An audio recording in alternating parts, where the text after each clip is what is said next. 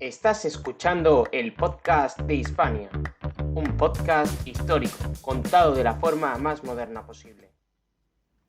El pueblo español ya comenzaba a estar hastiado de la crisis política, económica y social del sexenio revolucionario. Es por ello que Antonio Cánovas del Castillo, líder del Partido Moderado, comienza a difundir la figura del rey como la única garante de estabilidad, consiguiendo atraer grandes sectores sociales como los moderados y parte de los progresistas, la Iglesia, que se situaba totalmente en contra del sexenio, y finalmente la alta burguesía, cuyos intereses comenzaban a verse afectados, entre otros. Para ello, en 1868 funda el Partido Alfonsino, que buscaba la restauración borbónica, siendo como rey Alfonso de Borbón, quien se encontraba de cadete en la Escuela Militar de Sandhurst. En 1870 consigue que la reina Isabel II renuncie a todos sus derechos al trono, cediéndoselo a su hijo. El 1 de diciembre de 1874 es firmado el Manifiesto de Sandhurst por Alfonso de Borbón, aunque redactado por Antonio Cánovas del Castillo, en el que se comprometía a establecer orden en España, aceptar gran parte de los cambios realizados durante el sexenio y conformar así una monarquía dialogante, constitucional y católica. Sin embargo, a finales de diciembre de 1874, los generales Martínez Campos y Jovellanos dan un golpe de estado en Sagunto, proclamando como rey de España a Alfonso XII, hecho que no convenció mucho a Antonio Cánovas del Castillo, puesto que él pretendía que hubiera sido elegido por el pueblo.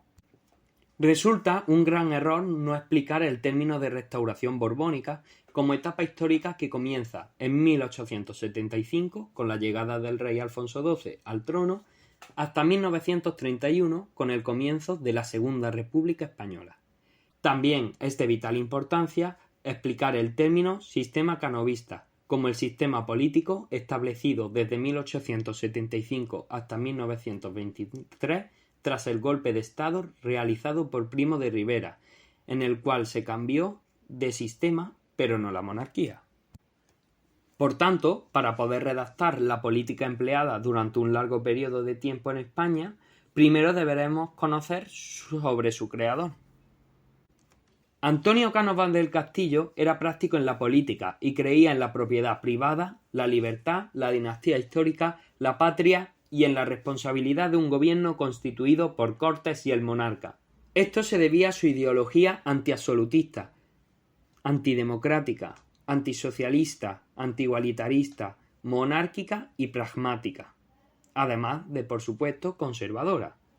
Por estas razones, su sistema político se basaba en una monarquía liberal representativa, lo que permitió evitar revueltas populares y pronunciamientos militares. También buscó evitar los problemas del pasado, como los acaecidos durante el reinado de Isabel II. Evitó el militarismo, pues confiaba que el poder civil debe de estar supeditado al poder militar, y por último estableció las Cortes como una institución junto a la corona, permanente y esencial, cuya estructura era bicameral y fue elegida por sufragio universal masculino. Por último, estableció el turnismo de partidos, que explicaremos más tarde. Cánovas inicia el proceso constitucional convocando una asamblea de la que salió un comité de notabilidades conformado por 39 personalidades con el objetivo de elaborar un proyecto de constitución sometido a debate en Cortes Constitucionales, elegidas previamente por sufragio masculino, y aprobada en junio de 1876. La Constitución de 1876 se caracterizaba por ser un texto breve, contenido e intermediaria entre la Constitución de 1845 y la Constitución de 1869. No obstante, sus principios más importantes eran la soberanía compartida entre el rey y las Cortes, la gran cantidad de derechos del rey frente a las Cortes, la conformación bicameral de las Cortes, en Congreso elegido en un principio por sufragio censitario y más tarde por sufragio universal masculino, y Senado, elegidos por sus propios derechos. El paso de la religión católica a oficial del Estado, aunque permitían la práctica de otras siempre y cuando no fueran en público, los derechos y libertades de los españoles propios de la Constitución de 1869, entre otros temas que se irán modificando en función del signo político gobernante. Hasta el siglo XX, la restauración borbónica se suele dividir en dos etapas diferenciadas por la muerte de Alfonso XII.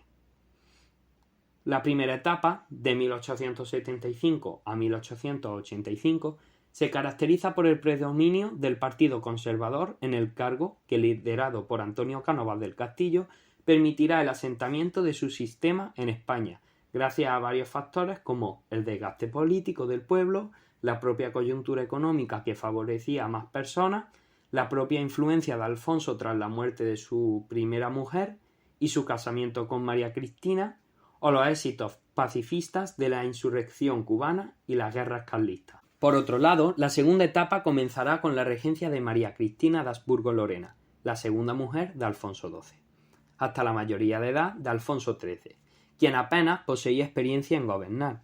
Sin embargo, consiguió mantener relativamente dicho cargo con éxito. Durante esta etapa, el predominio del partido gobernante se decanta por el Partido Liberal, que firmó con el Partido Conservador el denominado Pacto del Pardo, que consistía en el intercambio del poder pacífico entre ambos partidos. Gracias al predominio de este último, se consiguieron realizar algunos avances en el sistema, como la instauración del sufragio universal masculino. Como se viene mencionando, el sistema canovista siguió el modelo bipartidista anglosajón, dando lugar a dos partidos políticos. El Partido Liberal Conservador, conocido como Conservador, fue liderado en un principio por Antonio Cánovas del Castillo y más tarde por Maura. Estaba conformado por el ala moderada y unionista de la época isabelina. Es por ello que tenían una ideología más tradicional y la componían la aristocracia. El Partido Liberal Fusionista, conocido como Liberal, fue liderado durante un tiempo por Sagasta y más tarde por Canalejas, compuesto por el ala progresista y constitucionalista de la época del sexenio revolucionario, aunque estos no poseían el fervor del sexenio que conformaron la izquierda de la época. Esto se puede apreciar gracias a algunas de sus leyes, como el sufragio universal masculino, como se ha expuesto previamente. Para que un partido gobernase era necesario contar con el apoyo de las Cortes y el rey y, por supuesto, ganar las elecciones realizadas previamente. No obstante, la mecánica del turnismo de partidos funcionó de arriba abajo, puesto que los grandes partidos no cedían el poder por cambios de la opinión pública, sino por conveniencia o por su desgaste interno. Este cambio de partido, sin tener en cuenta previamente el resultado electoral, se convertía directamente ya en un fraude.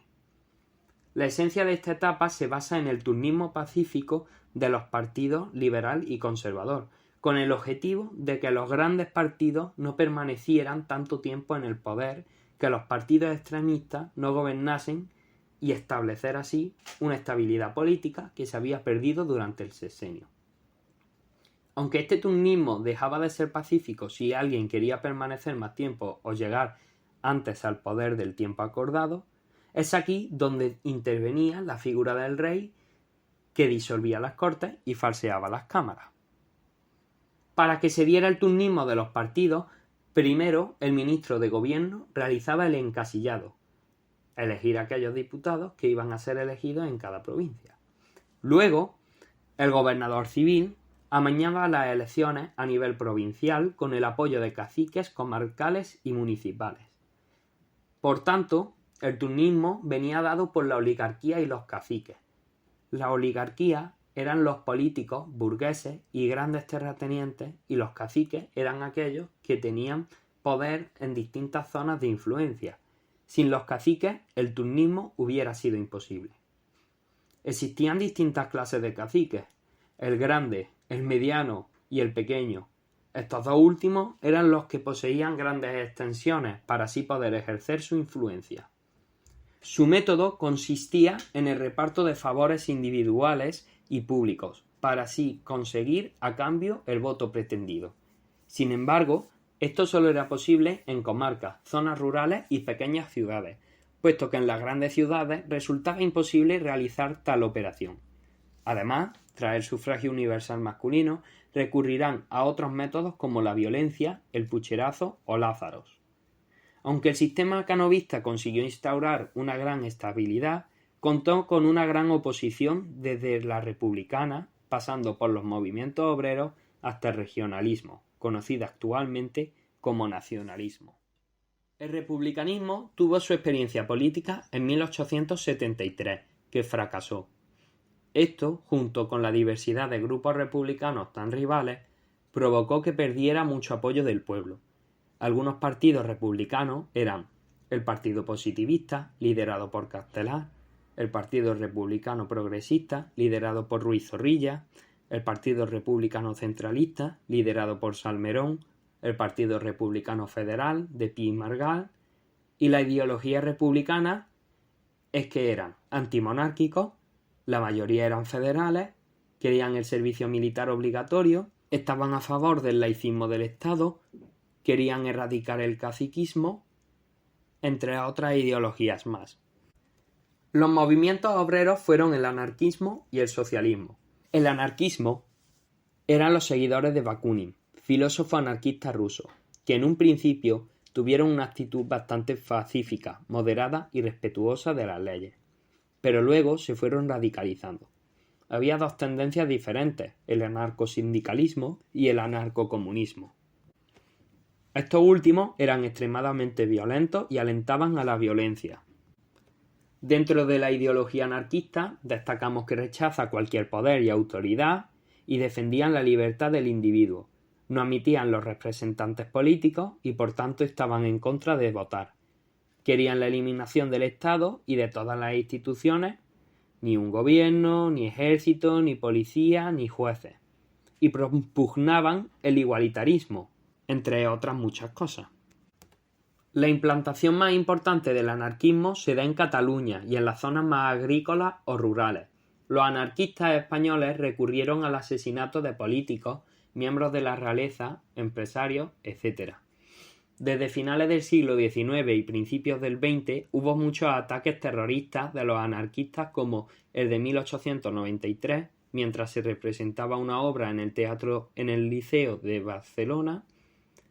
Tiraron una bomba que acabó con 22 personas. El de 1897, asesinato de Cánovas del Castillo por un terrorista anarquista, o el de 1904, intentando asesinar a Maura. Estos atentados terroristas van a ocasionar que muchas veces se detuvieran anarquistas, hubieran matado o no.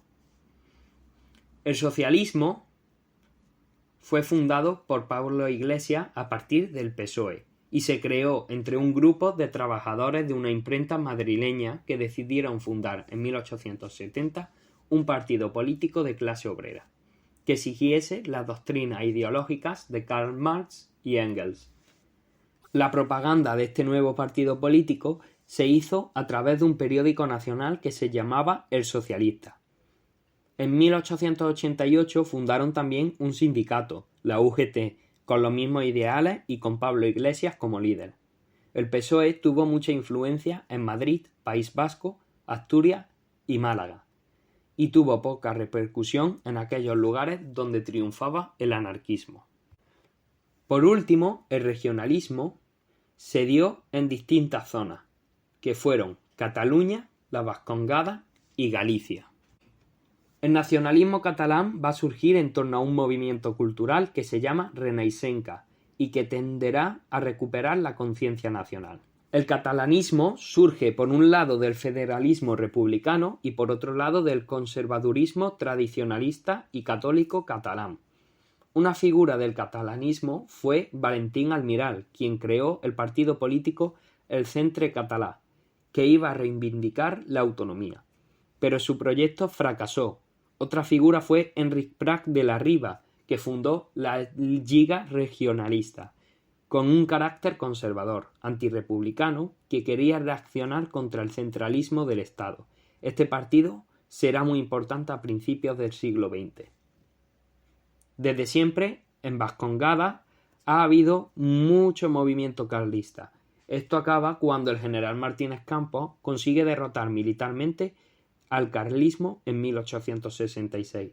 Además, como en el País Vasco hay mucha industria, atrae a muchos inmigrantes que van a hacer que se pierdan el vasquismo.